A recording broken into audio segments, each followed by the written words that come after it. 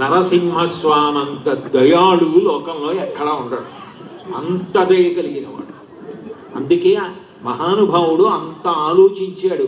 పిచ్చి కోపం వచ్చిన వాడికి ఆలోచన ఎక్కడ ఉంటుందండి? క్రుద్ధ పాపం నకుర్యాత్క క్రుద్ధో హన్యాద్గురునపి క్రుద్ధ పరుషయా వాచ నరం సాధు నదీక్షిపేత్ ధన్యాస్తే పురుషశ్రేష్టా ఈ బుద్ధ్యా కోపముద్దితం నిరుద్ధంతి మహాత్మానో దీప్తమగ్ని వివంభస అంటారు స్వామి హనుమ రామాయణంలో. కోపం వచ్చిన వాడికి ఆలోచన ఉండదు.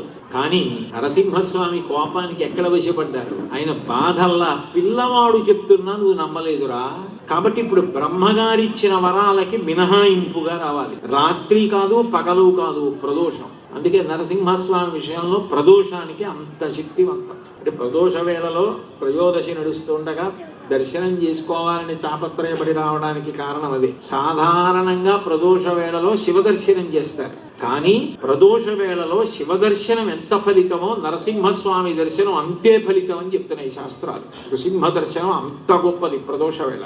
అందుకని పగలు కాదు రాత్రి కాదు, ప్రదోష వేళ వచ్చేది.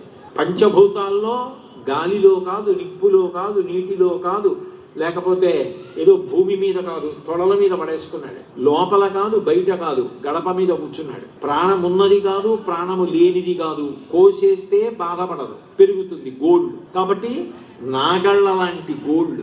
నరుడు కాదు, మృగం కాదు. కిందనేమో నరశరీరం, పైనేమో సింహం యొక్క తల.